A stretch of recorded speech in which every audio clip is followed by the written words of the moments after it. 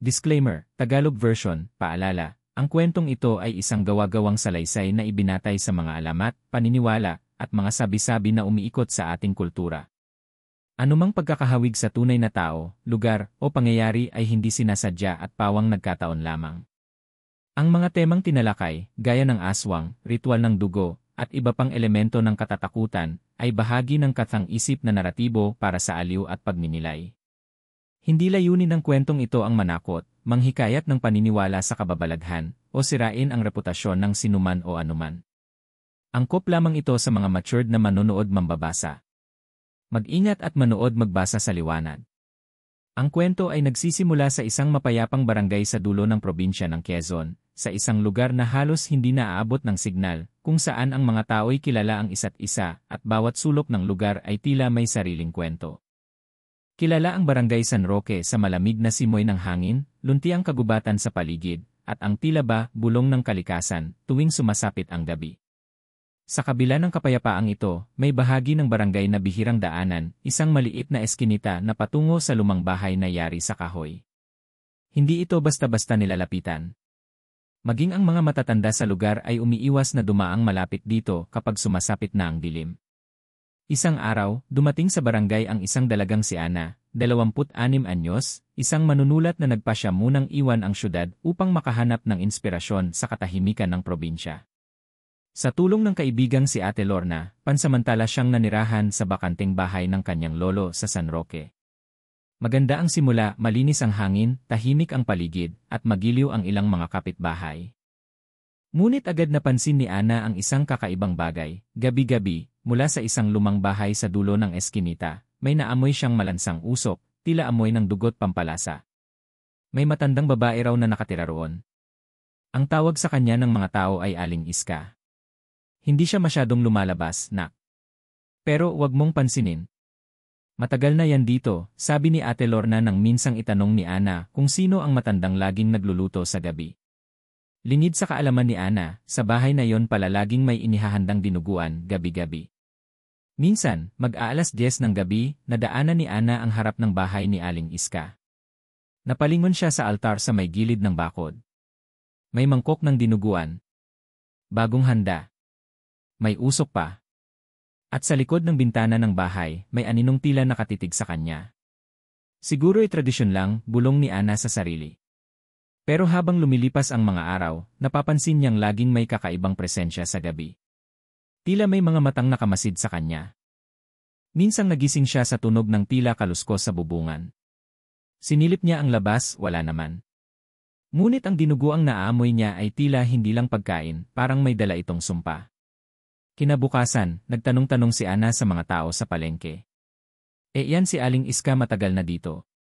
Sabi-sabi, wala raw pamilya, pero lagi may handa gabi-gabi. Wala namang bisita. Dinuguan daw lagi. Pero ewan, baka guni-guni lang namin yan, sabi ng isang tinderang si Manang Celia. May isa pang nagsabi ng mas nakakakilabot, may mga nawawala kasi noon, bata, hayop, tapos parang natatahimik bigla kapag may handang dinuguan sa altar niya. Di mo ba napapansin? Lalong lumalim ang pagdududa ni Ana. May isang gabi na sinubukan niyang itago sa dilim at tingnan kung may darating sa bahay ni Aling Iska. Doon niya nakita, may lalaking parang takot na takot, may dalang sako. Iniabot iyon kay Aling Iska at agad na isinara ang pinto. Maya-maya pa'y naamoy na naman niya ang pamilyar na luto. Dinuguan. Pero may mas malansang amoy.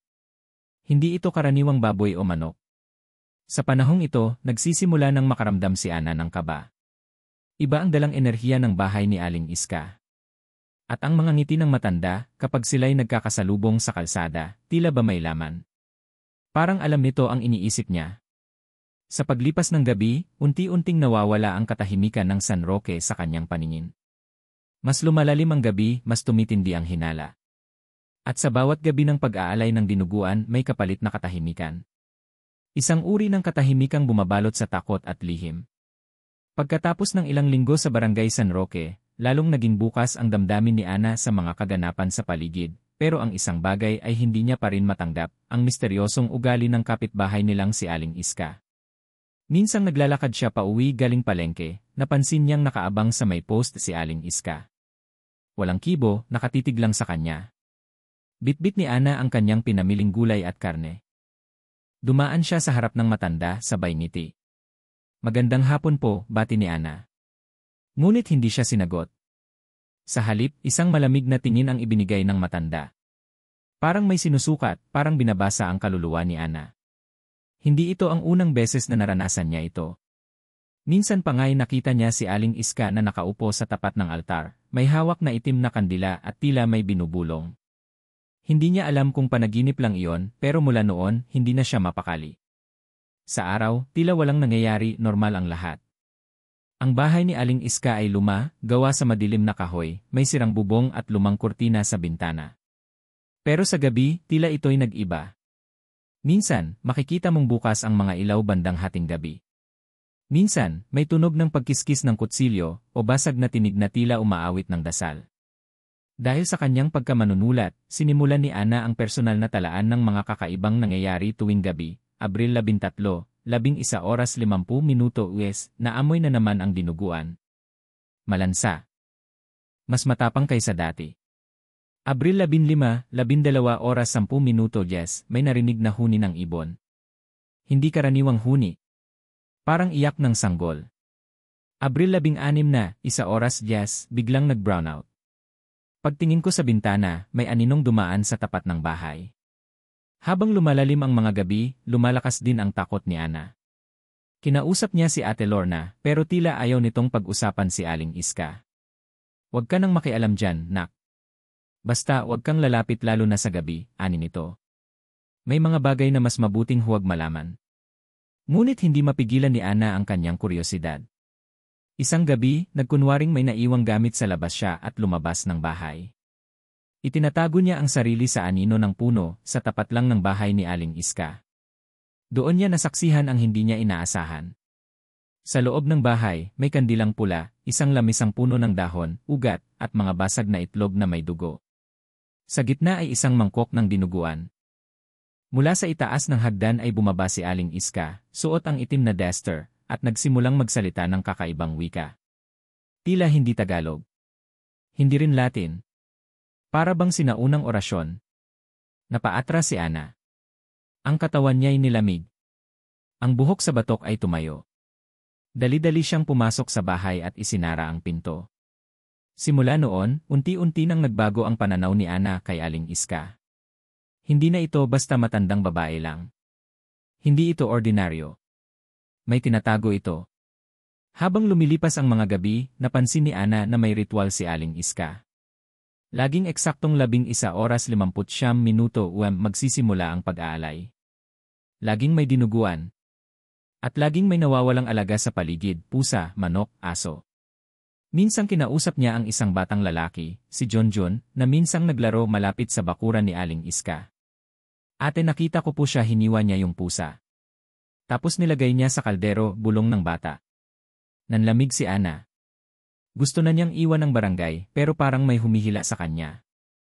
Isang bahagi sa kanya ang gustong malaman ang buong katotohanan. Para sa kanyang aklat. Para sa hustisya. O dahil na rin sa takot at pagkabighani. Isang gabi, tinangka niyang kumatok sa bahay ni Aling Iska. Tok-tok. Walang sumagot. Ngunit bago siya makatalikod, bumukas ang pinto, dahan-dahan. Mula sa loob, lumabas si Aling Iska, hawak ang isang baso. Inihanda ko ito para sayo. Mainit pa. Dinuguan. Baka gusto mong tikman, sabi nito habang nakangiti. Ngunit ang ngiti ay hindi masaya. Parang sinadyang ipakita ang itim na gilagid at mapurol na mga ngipin. Si Ana, nanginginig, ay dahan-dahang umatras. Salamat po.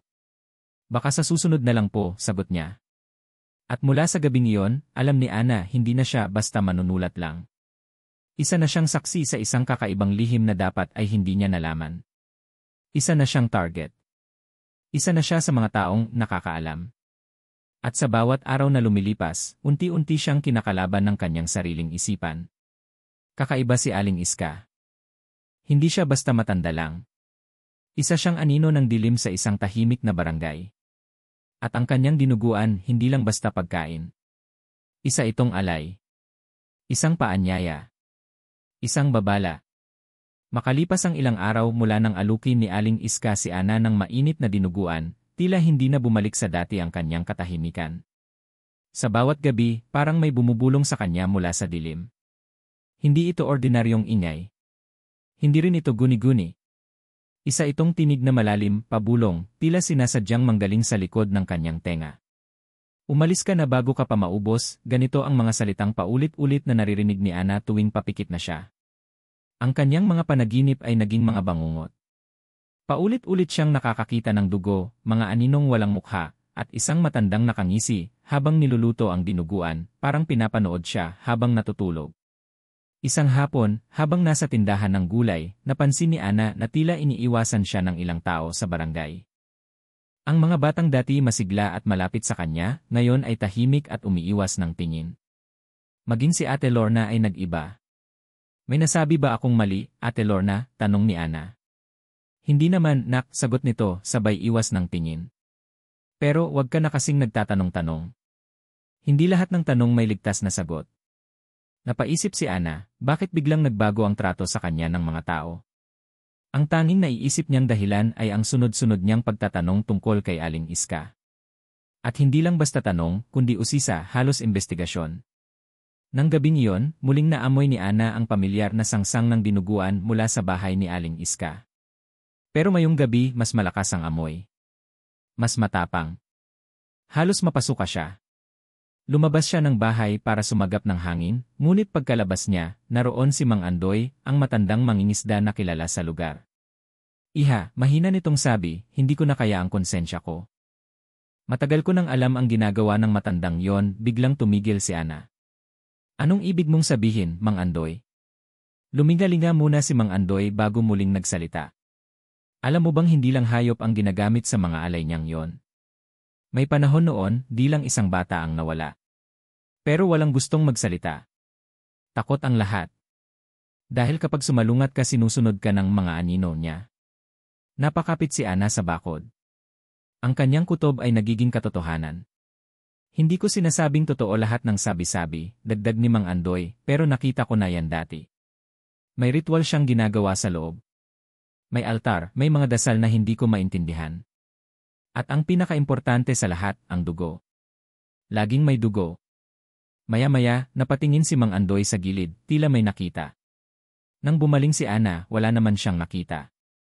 Paglingon niya muli sa matanda, wala na ito. Parang hangin lang na dumaan. Kinabukasan, hinanap niya si Mang Andoy sa mga kabahayan. Ngunit isang matandang babae lamang ang sumagot, wala na si Andoy. Patay na yon mahigit 3 buwan na. Nanginginig si Ana. Kung gayon, sino ang nakausap niya kagabi? Lumipas ang mga araw at lalo pang dumami ang mga bulong. Hindi na lang ito sa gabi, pati sa araw, kahit may liwanag, may naririnig siyang tila tinig ng mga bata, bulong ng matatanda, mga sigaw na patahimik. Isang gabi, binisita siya ng isang matandang babae na hindi niya kilala. Nakasuot ito ng puting saya, may dalang lubid na tila pisi ng rosaryo. Ito gamitin mo sa paligid ng bahay mo. Banal na lubid. Galing sa simbahan sa Maynila. Hindi siya makakapasok kung ito ang nakapaligid, bulong ng matanda. Ano pong ibig niyong sabihin? Tanong ni Ana. Lumalakas na ang anino ng dilim. Pinili ka na niya. Pero kung matatag ang puso mo, baka kaya mo siyang pigilan. At gaya ng nangyari kay Mang Andoy, biglang nawala ang matanda. Tila humalo sa hangin. Dito napagtanto ni Ana, may digmaan sa pagitan ng liwanag at dilim sa barangay. At siya, sa hindi inaasahang pagkakataon, ay naging sentro ng digmaan na ito. Napansin niya na may marka ang kanyang braso. Isang hugis buwan na pula. Hindi niya alam kung saan galing. Pero tuwing sumasapit ang 12:00 ng gabi, mas lalo itong nagiging malinaw, tila pinapainit ng hangin ang balat niya. Pumipili ang dilim ng bagong tagapagmana, sabi ng matandang babae sa panaginip niya. At ikaw ang susunod kung di mo siya lalabanan. Ngayong hindi na niya alam kung sino ang totoo at hindi, isa lang ang malinaw kay Ana, hindi na ito basta kwento. Isa na itong babala. At siya ang piniling tumanggap nito. At sa bawat pag-amoy ng dinuguan tuwing gabi, bawat bulong sa kanyang tenga, bawat multo ng nakaraan, paunti-unting lumalapit ang gabi ng katotohanan. Ang tanong, handa ba siya? Sa sumunod na mga gabi, naging malinaw kay Ana na hindi na lang takot ang kanyang nararamdaman, kundi isang bagay na mas malalim, paghila. Parang may puwersang humihila sa kanya tuwing sumasapit ang hating gabi. Hindi na ito basta amoy ng dinuguan o tunog ng kutsilyo, ito ay parang panawagan. Sa unay pinipilit pa niyang labanan. Binuksan niya ang radyo. Nagdasal. Sinubukang matulog ng maaga. Ngunit eksaktong 12:00 napapabangon siya. Parang may tinig na pamilyar na tumatawag. Ana, dumating ka na, at sa bawat araw na lumilipas, lumalalim ang mga palatandaan ng dilim, isa. Ang pula sa buwan, isang gabi ng kabilugan ng buwan, napansin ni Ana na tila may kulay dugo ang buwan. Hindi ito ordinaryong lunar eclipse, sapagkat habang tumatagal, tila lumalalim ang kulay, at sa gitna ng kanyang pagmamasid, may anyong mukha siyang nakita sa loob ng anino. Isang mukha at parang si Aling Iska. Pagkagising niya kinabukasan, may dugo sa kanyang punda. Wala siyang sugat. Wala ring regla. Isa lang ang konklusyon niya, hindi ito natural. 2. Mga hayop na nawawala sa barangay, usap-usapan na naman ang sunod-sunod na pagkawala ng mga hayop, mga pusa, tuta, kahit mga manok na nakakulong. Isang umaga, dumaan siya sa bahay ng mag-asawang Aling Berta at Mang Domeng. Si Muning nawala na naman, ani Aling Berta. Bago mawala, umiiyak sa ilalim ng bahay namin. Parang may nakita. Hindi lang ito basta pagnanakaw. Parang may sinasadyang kunin ang mga hayop sa tuwing papalapit ang bagong buwan. Naisip ni Ana, buwan, dugo, hayop, lahat ng ito ay sangkap ng orasyon.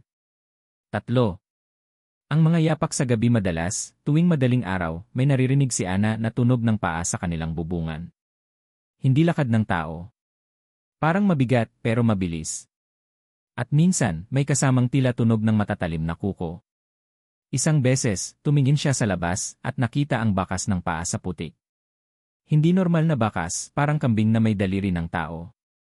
Naghalo ang takot at pagsusuri sa kanyang puso. 4. Paglalim ng panaginip simula nang makita niya si Mang Andoy, ang patay na, mas naging totoo ang mga panaginip niya. Hindi lang basta panaginip kundi mga alaala na tila hindi kanya. Sa isang panaginip, nakita niya ang isang batang babae na ikinulong sa kahoy na kahon habang umiiyak. Alay ka, bata, para sa lakas ng katawan, para sa habang buhay. Napabangon si Ana, nanlalamig ang katawan. Sa kamay niya, may sugat na hindi niya maalalang nakuha. Nagiging isa ba siya sa mga tagapagmana ng alaala ng mga biktima? 5. Pagkakaroon ng ibang kamalayan habang tumatagal, nakakaramdam si Ana ng mga emosyon na hindi kanya. Galit. Uhaw sa dugo. Takot. Sa mga pagkakataong ito, parang nawawala siya sa sarili. Parang may bumubulong sa kanya na. Isang kutsara lang. Isang tikim lang ng dinuguan at makikita mo ang katotohanan. Napapatingin siya sa salamin at sa ilang saglit, hindi niya na sarili ang nakikita, kundi ibang mukha. Mas matanda. Mas madilim ang mata. May pulang marka sa noo. Aling Iska. 6. Ang altar ng dugo, isang madaling araw, matapos ang matinding bagyo, napilitan si Ana na tumulong sa mga kapitbahay. Ang bahay ni Aling Iska ay isa sa mga tinamaan ng buhawi. Ngunit nang buksan ang loob, wala ang matanda. Ang mas nakakagulat, sa ilalim ng kanyang sahig, may nakatagong silid. Doon natagpuan ni Ana ang isang altar, may larawan ng mga nawawalang bata, buto ng hayop, at isang malaking palayok na may lamang itim na likido. Lumapit si Ana. Sumilip. At narinig ang boses na pamilyar. Magsimula na ang pagpili. 7. Ang pagtuturo sa mga susunod na gabi, may nagsimulang magpakita sa kanyang panaginip, isang babaeng nakaputi, may hawak na buntot ng pusa at lubid. Sinasabi nitong siya raw ay tagapagbantay. Hindi ikaw ang pipiliin kung mahina ka. Pero kaya mong pigilan ang kasamaan kung gagamitin mo ang natatanging mata. At sa panaginip na yon, ipinakita sa kanya ang lihim, si Aling Iska ay hindi tao. Isa siyang aswang, ngunit hindi basta halimaw, isa siyang babaylan ng dilim, tagapangalaga ng sinaunang sumpa na nagpapalakas sa dugo ng tao. 8. Ang simula ng katapusan mula sa mga palatandaang ito, napagtanto ni Ana na ang kanyang kwento ay hindi lang basta dokumentaryo. Isa na siyang kalahok sa laro ng kadiliman. Dumaan siya sa simbahan, kinausap ang isang matandang pari. Anak, sabi nito, kapag ang dugo ay inalay sa hindi banal na hangarin, ang espiritu ng dilim ay lumalakas. Kaya kang tikisin. Kaya kang paikutin. Pero hindi ka kayang lamunin kung may liwanag ka pa sa loob. Sa gabing iyon, dumating ang huling palatandaan, isang bangkay ng batang babae, iniwan sa tapat ng bahay ni Ana. May nakasulat sa papel, huwag kang makialam. Ngunit huli na ang lahat. Nakatakda na ang labanan. At ang gabi ng pinakamalaking alay ay papalapit na. Gabi ng ika-30 ng buwan. Wala ang buwan sa langit. Takip-silim pa lang ay tila nagsimulang tumahimik ang buong barangay. Hindi ito ang karaniwang katahimikan ng gabi, ito ay parang hinihigop ang hangin. Wala ni isang kuliglig. Wala ni isang asong tahol. Parang huminto ang mundo. Si Ana ay nakaupo sa tabi ng altar na pansamantala niyang itinayo sa kanyang bahay, isang banal na krus, asin, at mga dasal na ibinigay ng matandang pari. Hindi na siya umaasa ng tulong mula sa iba. Ang mga kapitbahay ay nagkulong sa kani-kanilang bahay. Marami sa kanila ang may alam, ngunit piniling manahimik.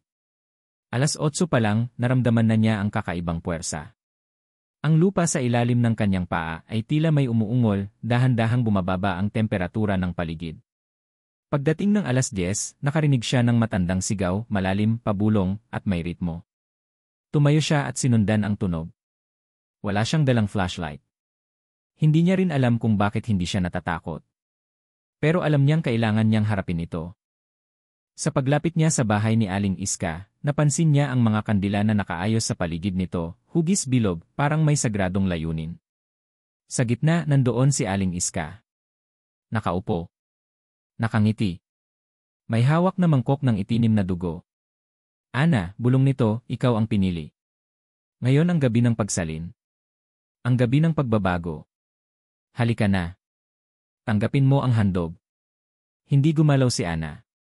Sa kanyang isipan, nagsisigawan ang kanyang mga alaala, mga bangungot, mga boses, mga batang umiiyak. At ang mata ni Aling Iska hindi na mata ng tao. Kulay pula. Parang nagsusumidhing uhaw sa dugo. Ang ritual ng dilim biglang nagsimula ang pagsasayaw ng mga anino sa paligid. Mula sa likod ng mga puno, may lumilitaw na mga nilalang, mga mukhang wala ng balat, may pakpak na parang paniki, at may mata na umaagos ng itim na likido. Lahat sila ay nakapalibot kay Aling Iska. Walang makakatakas. Matagal ka nang itinakda, sabi ng matanda. Ang dugo mo ay dugo ng unang saksi. Anak ka ng alay. Nagulat si Ana. Anong ibig mong sabihin? Ang nanay mo, si Rowena. Siya ang unang tumanggi sa alay. Kaya siya ang inalay. Nanlamig ang katawan ni Ana. Ang kanyang ina na matagal nang nawawala si Aling Iska pala ang may gawa. Sumigaw si Ana. Isang sigaw na halo ng galit, takot, at pagkasuklam. Ngunit hindi siya umiyak. Hindi siya tumakbo. Sa halip, kinuha niya ang maliit na bote ng asin sa kanyang bulsa at binato ito sa gitna ng bilog na kandila. Nagliyab ang apoy. Napaatras ang mga anino. Nagsimulang umuga ang lupa. Ang sagupaan, mapipili mo pa rin, bulong ni Aling Iska, habang tila lumalaki ang kanyang katawan. Kung sasama ka sa akin, bibigyan kita ng lahat, kapangyarihan, kalayaan, walang kamatayan. Ngunit ang sagot ni Ana ay tahimik. Dahan-dahan siyang lumakad patungo sa altar ng matanda. Bitbit ang rosaryo, nilagyan niya ng langis ang krus, at sinindihan. Biglang may liwanag na sumiklab. Ang mga anino ay nagsigawan. Si Aling Iska ay napaatras. Ang mukha nito ay nagsimulang matunaw, parang kandila na nadadarang sa banal na liwanag. Ito ang hindi mo naintindihan, Iska, sigaw ni Ana. Hindi lahat ng dugo ay para sa dilim. Ang dugo ng ina ko ay para sa liwanag. Sinimulan niyang dasalin ang orasyon na iniwan ng matandang babae sa panaginip, dugo ng inosente, hindi para sa kasamaan. Sa ngalan ng liwanag, pinapalayas kita. Ang huling alay ngunit bago tuluyang mawala si Aling Iska, bigla itong sumugod at sinunggaban si Ana. Pareho silang bumagsak sa altar. Nabitawan ni Ana ang krus. Nagsimula na namang humina ang liwanag. Kung hindi ikaw ang susunod, ako ang mananatili, sigaw ni Iska. Ngunit sa huling sandali, sa gitna ng apoy at dugo, isinaksak ni Ana ang krus sa puso ni Iska. Isang malakas na sigaw ang sumambulat, hindi lang sa tenga, kundi sa kaluluwa. Ang mga anino ay nagsabog. Ang lupa ay umangat. At sa huling sandali, nakita ni Ana ang imahe ng kanyang ina, nakangiti, hawak ang kamay niya. Pagputi ng gabi kinabukasan, muling umaraw sa barangay. Ang bahay ni Aling Iska ay natupok, ngunit walang labi ng katawan. Wala ring sinuman ang lumapit para magtanong. Tahimik ang mga tao, ngunit may pakiramdam ng pag-angat sa hangin. Parang may bigat na nawala. Si Ana ay naglakad sa gitna ng barangay. Wala nang boses. Wala nang panaginip. Ngunit alam niyang hindi rito nagtatapos. Ang dilim ay umaalis. Pero hindi ito tuluyang nawawala. Minsan, naghihintay lang itong masungkit muli. Matapos ang masidhing gabing iyon, si Ana ay tila nagising sa isang panibagong mundo. Hindi lang dahil sa katahimikan ng barangay, kundi dahil sa kakaibang katahimikang nasa loob niya. Para bang may pader na nawasak. Isang lugar sa kanyang isipan na matagal nang nakakandado ngayon ay box na. Sa simbahan siya unang nagtungo. Hindi upang magsimba, kundi upang magpasalamat. Lumuluhang binigkas niya ang mga salitang hindi niya nasabi habang buhay pa ang kanyang ina. Kung alam ko lang ang totoo. At mula sa kanyang likuran, isang boses ang nagsalita. Alam ng puso mo, Ana. Kasi dugo mo ang nagsabi, ang matandang pari sa unang tingin, parang hindi kilala ni Ana ang matanda. Ngunit habang nagsasalita ito, pakiramdam niya ay matagal na silang magkausap. Ilang henerasyon na ang dumaan, anak, wika nito.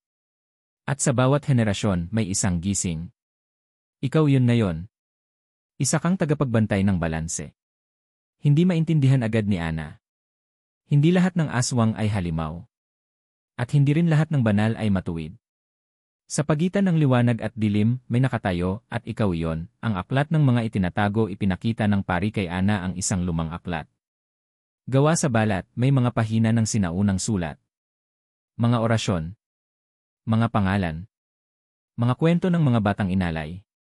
Ngunit sa hulihang pahina, may isang blangkong espasyo, at sa itaas nito, may nakasulat, tagapangalaga ng pagitan, Ana Ingi. Napatingin si Ana. Bakit ako? Dahil hindi ka lumaban gamit ang galit. Gumamit ka ng pag-asa. Hindi lahat ng nakakasaksi ay tumatayo. Pero ikaw, tumayo ka. Ang bahay ni Aling Iska makalipas ang ilang araw, muling binalikan ni Ana ang nasunog na bahay ni Aling Iska. Dito niya muling nakita ang hiwaga ng lugar, wala ni isang abo sa altar. Sa halip, may isang bagong halaman na tumubo sa gitna ng nasunog na lupa, isang puting bulaklak. Hinawakan niya ito. Mainit. Buhay. Parang may sariling pulso. Sa tabi nito, may isang maliit na kahon. Nang buksan niya, nakita niya ang isang lumang litrato, si Rowena, ang kanyang ina, at si Aling Iska, magkapatid. Ang lihim ng dugo hindi niya maintindihan agad. Ngunit sa sulat na kasabay ng litrato, nandoon ang lahat, Ana, kung binabasa mo ito, ibig sabihin ikaw na ang humarap sa gabi ng alay. Patawarin mo ako. Ang dugo natin ay hindi karaniwang dugo. Tayo ay galing sa lahi ng mga bantay orasyon. Ngunit sa takot at panlilinlang, naging alipin ng dilim ang isa sa atin. Si Iska, kapatid kong mahal, piniling gamitin ang kaalaman para sa lakas. Ako naman para sa pananggalang. At ikaw, anak, ikaw ang pagpapatuloy ng balanse. Hindi napigilan ni Ana ang pag-iyak. Ang buong buhay niya ay isang tanong. Ngayon, unti-unting may sagot. Ang katahimikan ay hindi wakas sa mga susunod na linggo, unti-unti nang bumalik sa normal ang barangay. Wala nang amoy ng dinuguan tuwing gabi. Wala nang yapak sa bubong. Ngunit ang mga tao, kahit hindi nagsasalita, alam niyang ramdam ang pagbabago. Minsan, habang namimili siya sa palengke, nilapitan siya ni Mang Kaloy. Salamat, Ana, bulong nito. Alam namin kung anong ginawa mo. Hindi namin alam kung paano, pero salamat.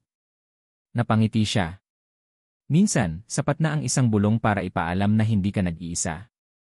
Ang panibagong panaginip isang gabi, muli siyang napanaginip. Ngunit hindi ito bangungot. Isa itong paalala. Sa kanyang panaginip, lumitaw ang isang batang babae. Nakatayo sa gitna ng isang kalsadang madilim. Salamat, sabi nito. Pinalaya mo kami. Tumingin siya sa paligid at andoon ang maraming bata. Yung mga nawawala. Yung mga inalay. Ngayon ay nakangiti. Isa-isa silang naglaho sa liwanag. Pagkagising niya, may luha sa kanyang mata, ngunit wala nang bigat sa dibdib. Ang panibagong misyon kinabukasan, tinungo niya ang silong ng simbahan. Ibinigay ng pari ang aklat sa kanya. Hindi ko na kayang ituloy, Ana. Ikaw na. Sa likod ng aklat ay isang mapa, mga lugar sa buong bansa na may marka. Mga barangay. Mga bundok. Mga isla. Hindi lang ito dito nagtatapos, sabi ng pari. Sa bawat sulok ng Pilipinas, may mga saang kailangang putulin. Hindi lahat ng kwento ay katapusan. Minsan, ito'y panimula. Huminga siya ng malalim. Isinara ang aklat. Kung kailangang harapin, haharapin. Hindi na ako lalayo. Ilang linggo matapos muling manumbalik ang katahimikan sa barangay, unti-unti nang nagbabago ang pananaw ni Ana. Hindi na siya basta tagapagtanggol. Isa na siyang tagapagsiyasat. Isang bantay na naglalakbay sa pagitan ng mga kwento at kababalaghan. Bitbit ang lumang aklat at mapa, nagsimula siyang bumisita sa mga lugar na may marka, mga barangay sa Mindoro, Quezon, at Iloilo na may pare-parehong alamat, nawawalang bata, amoy ng dugo tuwing gabi, at matandang babae na biglang nawawala sa eksena. Sa bawat lugar, tila may box ng presensya ng dilim. Hindi kasing lakas ng kay Aling Iska, ngunit pamilyar. Luma. Malalim. At paulit-ulit.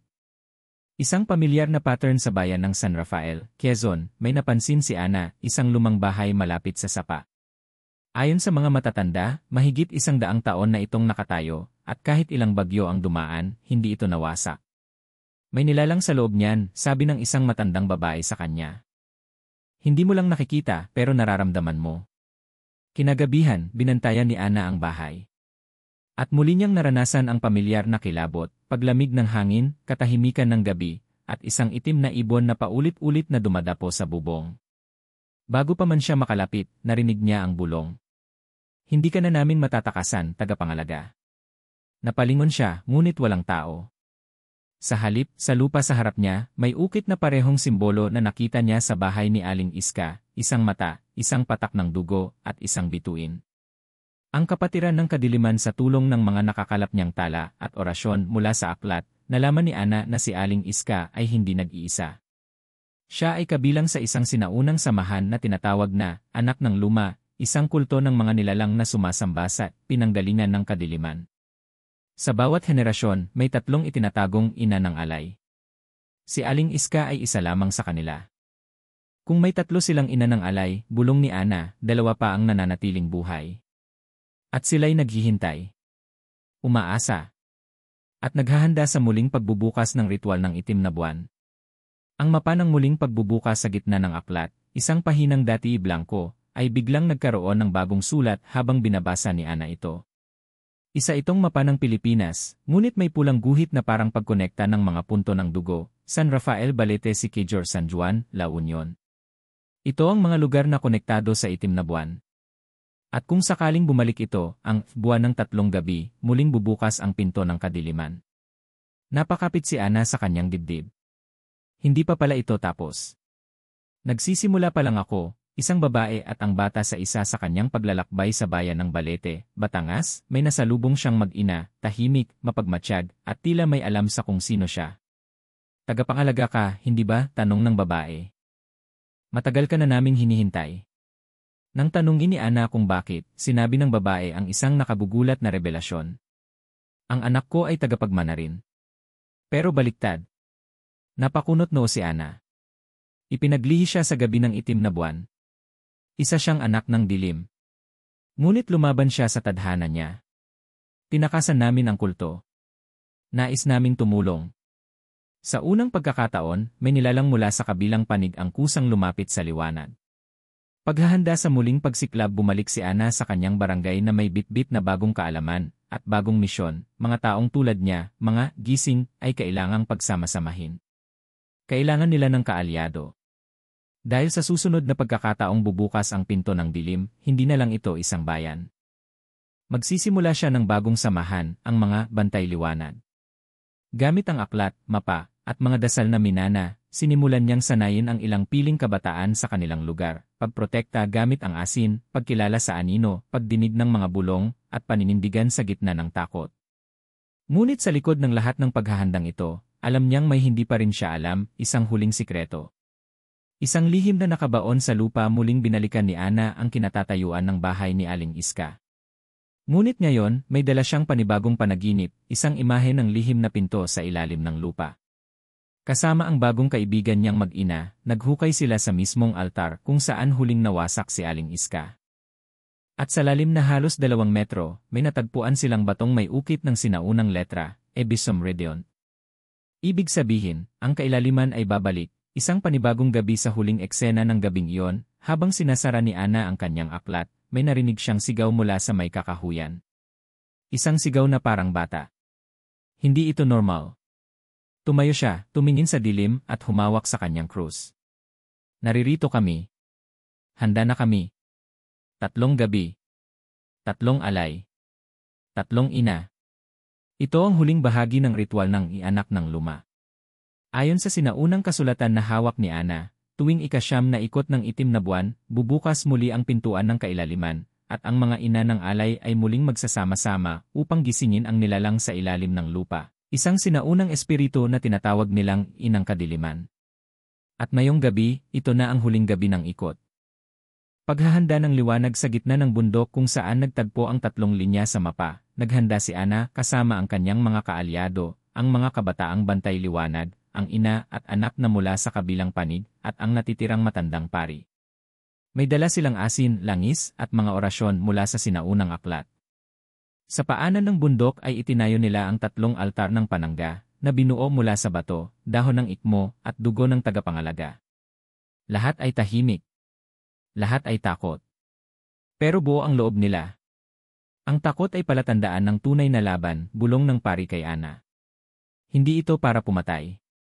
Ito ay para pigilan ang pagbubukas. Ang pangalawang ina sa kalagitnaan ng gabi, mula sa madilim na kabubatan, lumitaw ang isang babae, may suot na puti, duguan ang laylayan ng saya, at walang mukha. Siya ay ang pangalawang ina, ang nawawalang tagapagdala ng ikalawang henerasyon ng alay. Hawak niya ang palayok na puno ng dugo, at sa bawat hakbang niya ay nalalanta ang mga damo. Kami ang nilikha mula sa lumang gabi, anya. Walang sinuman ang makakapigil sa pagsilang ng ina naming naitago sa libingan ng liwanag. Nilapitan niya ang isa sa mga altar, at tila natunaw ito sa isang iglap. Isang altar na wala. 2 na lang ang natitira. Ang paninindigan ni Ana sa puntong iyon, hinarap ni Ana ang babae. Hawak niya ang orasyon, binigkas niya ito habang umiilaw ang bilog na krus sa kanyang dibdib. Sa ngalan ng mga nawalan, ng mga inalay, at ng liwanag sa loob ng bawat takot, itinatakwil kita. Nagliyab ang lupa sa paligid ng ina. Nagsimulang umiyak ang mga puno. Sa loob ng ilang segundo, tila nahati ang hangin. Ngunit hindi siya umatras. Sa halip, lumapit siya, at itinapat ang huling pahina ng aklat sa ina. Sa unang pagkakataon, nakita ni Ana ang totoong anyo ng babae. Isang dating ina, nilamon ng ritual, at napilitang lumimot kung sino siya. Patawarin mo ang mundong hindi ka iniligtas, sabi ni Ana. Ngayon, pahinga ka na. At sa isang sigaw, naglaho ang pangalawang ina, kasabay ng pagbagsak ng palayok. Ang huling ina, si Rowena, ngunit ang huling ina ay hindi kailanman umalis sa tabi ni Ana. Ang huling ina ay si Rowena. Ang kanyang ina. Sa bawat yugto ng kwento, si Rowena ay nilabanan ang sarili. Sa pagtago ng sikreto, sa pagsunod sa mga panaginip, at sa pagliligtas sa anak, inalay niya ang kanyang kaluluwa sa liwanag upang manatili sa tabi ni Ana. At ngayong huling gabi ng itim na buwan, siya ang susi sa pagsasara ng ritual. Anak, sambit ng espiritu ni Rowena. Ako ang pangatlo. Ngunit ako rin ang wakas. Lumapit siya sa gitna ng 3 altar, at hinawakan ang aklat. Mula sa kanyang katawan, lumabas ang puting usok, at bumalot sa buong bundok. Nagsimulang magliyab ang langit. Umiyak ang lupa. At sa kalagitnaan ng kaguluhan, lumitaw ang pintuan ng kailaliman. Ang huling pagsubok sa pagbukas ng pinto, lumabas ang isang anino, matangkad, walang anyo, ngunit may mata na parang apoy. Ito ang inang kadiliman, ang nilalang na sinasamba ng kulto. Anong lahi kayo, bulong nito, upang tumanggi sa aking pagbangon? Ngunit lumapit si Ana, dala ang lahat ng pangalan ng mga inalay, at binigkas ang orasyon ng pagtanggi, sa ngalan ng mga nawalan, ng mga inosente, at ng kadalisayang pinili kahit madilim ang daan, bumalik ka sa kailaliman. Bumigat ang hangin. Kumulog. Ang mga bato sa paligid ay nagsimula ng mag-crack. Ngunit sa pinakahuling sandali, si Rowena ang lumapit. Bitbit ko ang kabayaran. Ako ang ina. Ako ang pagbabayad. Ako ang pinto at ako rin ang selyo. Pagsasara ng pintuang itim sa huling sandali, yumakap si Rowena kay Ana. Hindi mo kailangang mag-isa, anak. Pero sa bahaging ito, ako na. Niyakap siya ni Ana ng mahigpit. Salamat, ma, at sa pagsara ng pintuan, sa huling ilaw, si Rowena ay naglaho. Kasama ng anino. Kasama ng pintuan ng kadiliman. Pagkatapos ng lahat kinabukasan, sumikat ang araw na tila unang pagkakataon sa loob ng maraming taon. Lunti na ulit ang bundok. Walang dugo. Walang sigaw. Taimtim. Ang barangay ay tahimik. Ngunit ngayong iba na ang katahimikan ng kapayapaan, hindi ng takot. Si Ana ay muling bumalik sa simbahan. Ngunit ngayon, wala na siyang binibitbit na aklat. Wala nang mapa. Wala nang orasyon. Ang binibitbit niya na lang ay panalangin at panata. Isang bagong panimula sa huling pahina ng kwento, habang nakatayo si Ana sa ilalim ng liwanag ng araw, lumapit sa kanya ang batang lalaki, anak ng babae mula sa kabilang panig. Miss Ana, tanong nito, tapos na po ba ang kwento? Napangiti siya. Hindi. Doon palang nagsisimula ang panibagong kabanata. Na 29,